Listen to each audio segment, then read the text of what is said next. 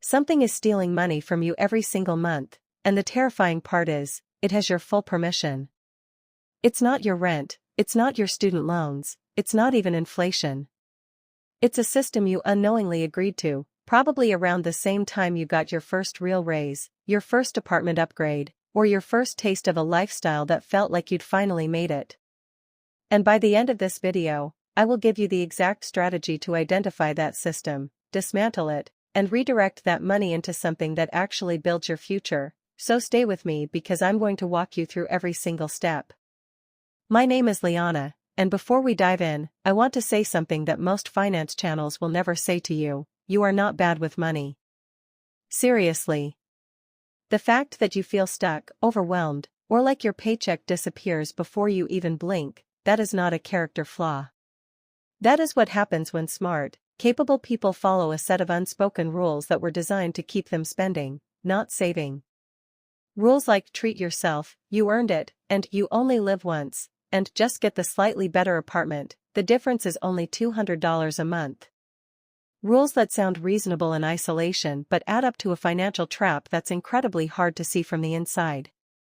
And what I want to do today is give you the outside view, the honest, clear, no fluff breakdown of exactly what's happening to your money and exactly how to fix it. So let's start with a number that should genuinely shock you. The average American unknowingly leaks $388 every single month to lifestyle creep. That's the term for what happens when your spending quietly upgrades itself every time your income goes up: better coffee, faster delivery, newer subscriptions, a nicer car payment since you can afford it now. $388 a month doesn't sound devastating until you do the math that nobody ever shows you. $388 invested monthly at the S&P 500's 100-year historical average return of 10.4% becomes over $530,000 in 25 years. Over $500,000. Not gone to an emergency, not lost in a bad investment, just silently handed over to convenience, comfort, and the very subtle pressure to look like you're doing well. And here's the thing I need you to sit with for a second: the goal of building real wealth is not about looking like you're doing well. It's about actually being free. Those two things, looking wealthy and being wealthy, are not the same, and in most cases they work directly against each other. Now, I also want to bring up something that almost no one in personal finance talks about directly, and this is the gap I noticed across all the finance content out there right now, and that is the specific financial reality that women face versus what the generic stocks versus real estate or spend less advice actually accounts for. Here's what the data says and why it matters for you specifically. Women in the United States, on average, live 5 to 7 years longer than men. That means if both a man and a woman retire at 65 with the exact same amount saved, the woman's money has to last significantly longer. Add to that the reality of the gender pay gap: women still earn roughly 84 cents for every dollar a man earns in comparable roles, and the career breaks that statistically happen more often for women, whether for caregiving, family, health, or other reasons, and you start to see why the standard "just max your 401k" advice is both correct and incomplete at the same time. You don't just need to save, you need a system that accounts for your specific timeline, your specific income reality, and your specific risks. And that is exactly what I'm going to give you right now. This is the 4-part system I call the F.R.E.E. framework, and before you scroll away thinking this is going to be some complicated finance lecture, I promise you it's not. Each part takes less than 20 minutes to implement, and once it's set up, it runs automatically. You don't need to think about it every month. You don't need willpower. You don't need to deprive yourself of everything you enjoy. You just need to build the system once and let it do the work. So let's go through it. Part 1. Find your real number. Not your income, not your savings goal, your actual monthly cost of living with dignity. This is the most skipped step in personal finance, and it's also the most important. Most people have a vague sense of what they spend, but they have never actually sat down and added it up, not the big obvious things, but everything, including the subscriptions that auto-renew, the small purchases that happen daily, the irregular costs like car maintenance or annual memberships averaged out month by month. I want you to open your last 3 months of bank and card statements and add up every single outflow. Then ask yourself honestly, which of these expenses would I miss if they disappeared tomorrow, and which ones would I not even notice? That second category, the things you pay for that you wouldn't even notice losing, that is where your $388 is hiding. And finding it is not about punishment. It's about reclaiming money that is currently working against your freedom and putting it to work for you instead. The goal is not to cut everything, the goal is to stop paying for things that don't actually improve your life, because every dollar you stop spending on those things becomes a dollar your freedom gets a little easier to reach. Now here's something I want you to hold on to because I'm going to come back to it. Once you know your real monthly number, you'll see something surprising about how close financial freedom actually might be, closer than you think. Part 2. Route your money before it reaches you. This is the automation step, and it is genuinely the single most powerful financial habit you can build. Here's the psychological truth behind why most budgets fail. They ask you to spend money first and save what's left. But what's left is almost always nothing, because human brains are not wired to delay gratification consistently, we are wired to consume what's available. The solution is to flip the order completely. You save and invest first, automatically, before you ever see the money, and then you live on what remains.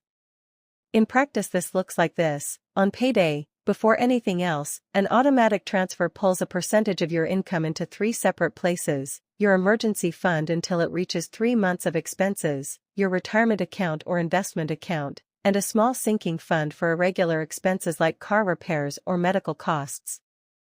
I recommend starting at just 15% of your take-home pay split across these 3. If 15% feels impossible right now, start at 5% and increase by 1% every 90 days. The number matters less than the habit. Once automation is in place, you have removed willpower from the equation entirely, and that is the move that actually changes your financial life, not the perfect budget, not the right app, not finding a magic investment. Automation is everything. And speaking of investment, this is where I want to give you the honest version of a debate that gets a lot of people confused. You've probably seen the stocks versus real estate debate everywhere. And the data is genuinely fascinating. Over the last 100 years, the S&P 500 has returned about 10.4% per year on average. In real after-inflation terms, that's around 7.3%. Raw home price appreciation? About 0.4% in real terms after a century of data. Stocks absolutely lap real estate on pure asset returns, it's not even close. But here is the part that almost every finance creator misses when they cite this data. The reason the average homeowner ends up with 38 times more net worth than the average renter, yes, 38 times, is not because housing is a better investment.